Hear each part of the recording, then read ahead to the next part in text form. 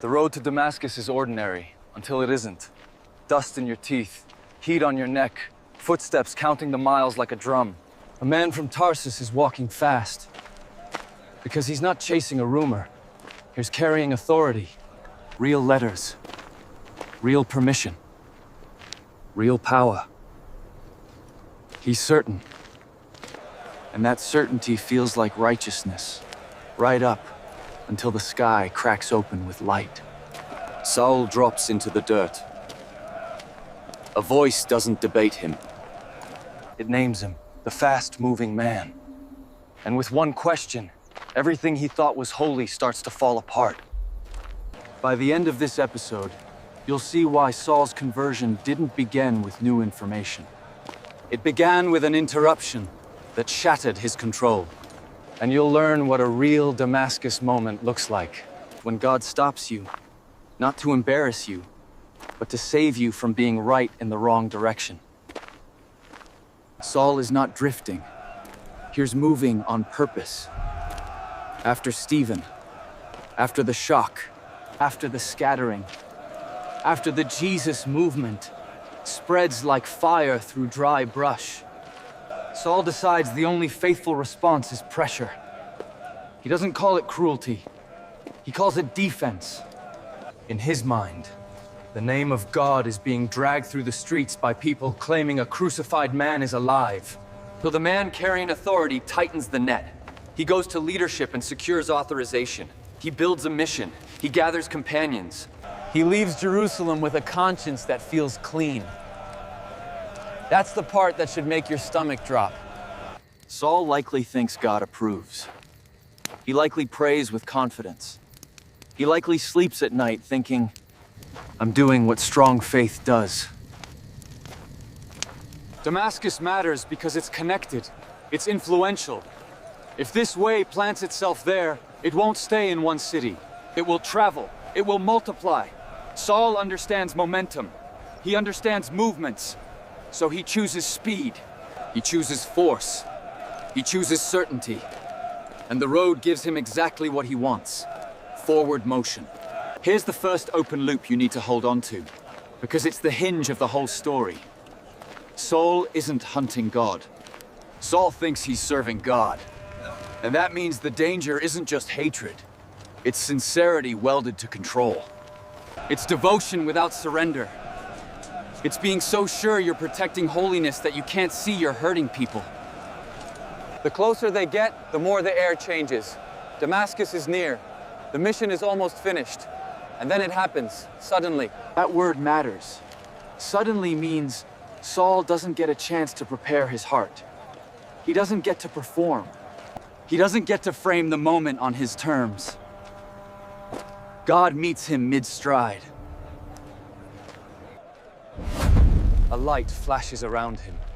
Too bright, too clean, too otherworldly to be sun. It's not a warm glow. It's not poetic. It's overwhelming. Saul goes down hard, dust in his mouth. Hands out. Power collapsing into the ground like it never belonged to him. And then the voice. Not a lecture. Not a sermon. Not a philosophical argument. A voice, direct, personal, undeniable. Saul. Saul. When your name is spoken like that, you don't hide behind titles. You don't hide behind credentials. You don't hide behind the crowd. This is not someone being addressed. This is Saul being addressed. And then the question that detonates his world.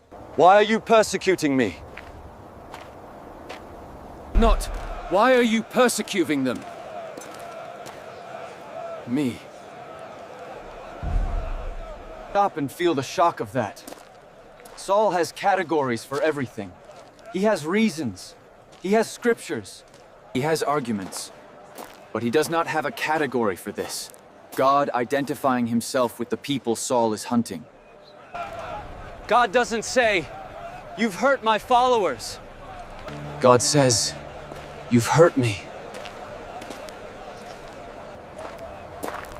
Saul's throat tightens.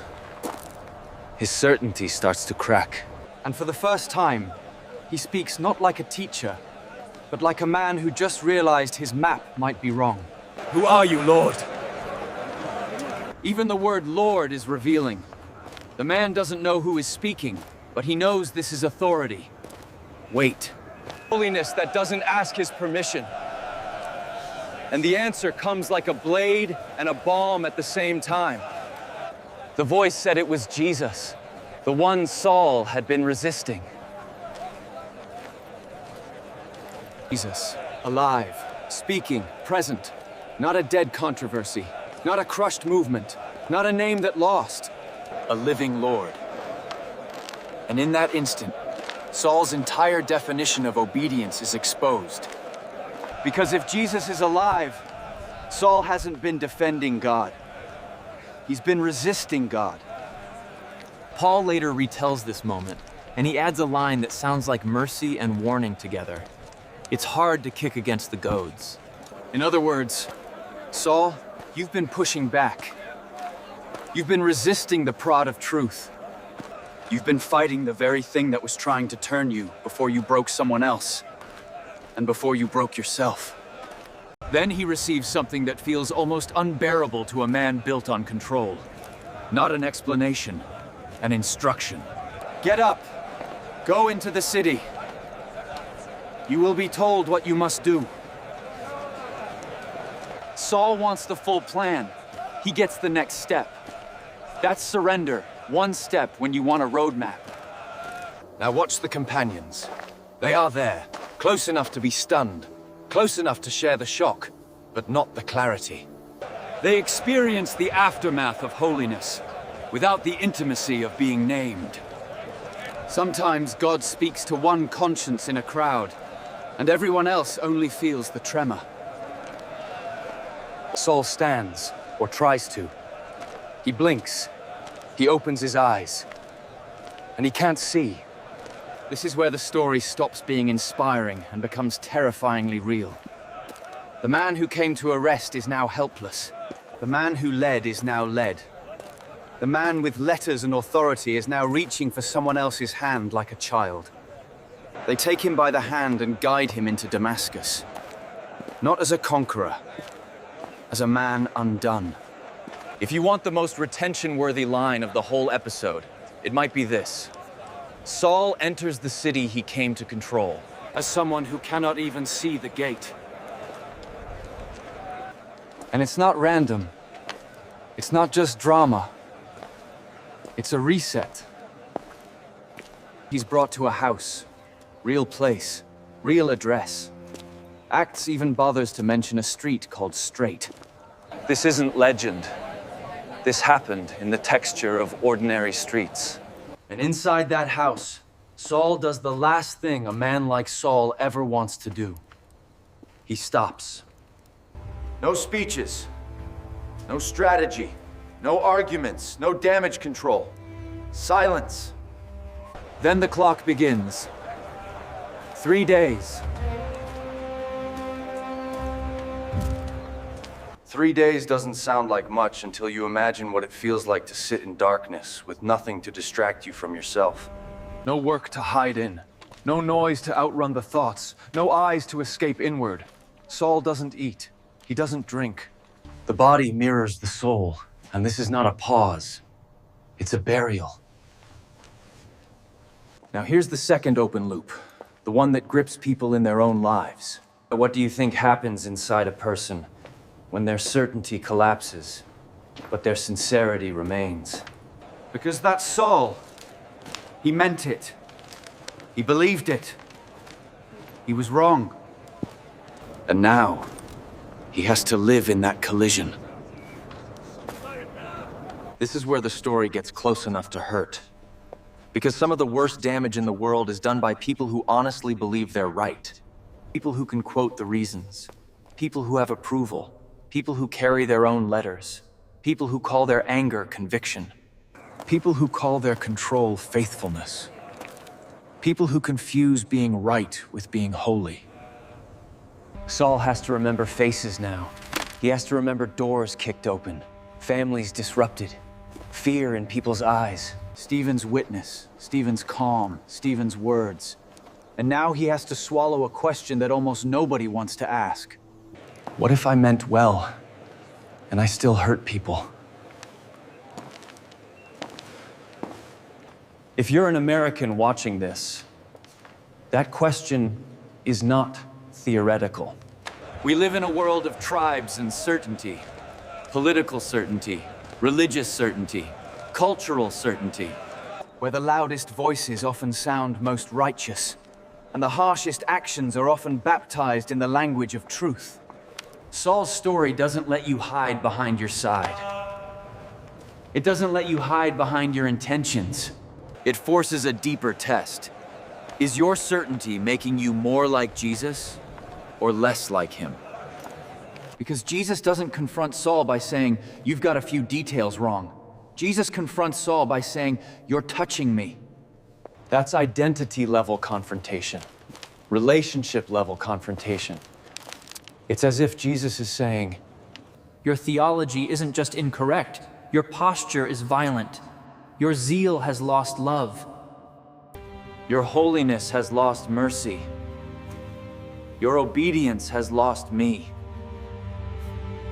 Hear the turning point insight to lock in, because it explains everything that follows. God didn't just correct Saul's theology. He confronted Saul's identity. And he did it with one question. Why are you persecuting me?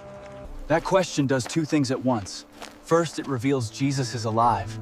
Second, it reveals Jesus is united to his people. Which means you don't get to claim you love Jesus while crushing the people Jesus calls his own. you don't get to call it defending God if it hardens your heart against those made in his image. And now, this is where retention usually dips if the script turns into a lecture, so let's snap back to the story. Saul is still blind. He's still in that house. He's still waiting. And that waiting is the point. Because Saul's greatest addiction isn't ignorance. It's control. Jesus doesn't immediately give him a platform. He doesn't immediately give him clarity. He doesn't immediately give him a mission statement. He gives him dependence, silence, weakness, time. That's mercy that feels like loss.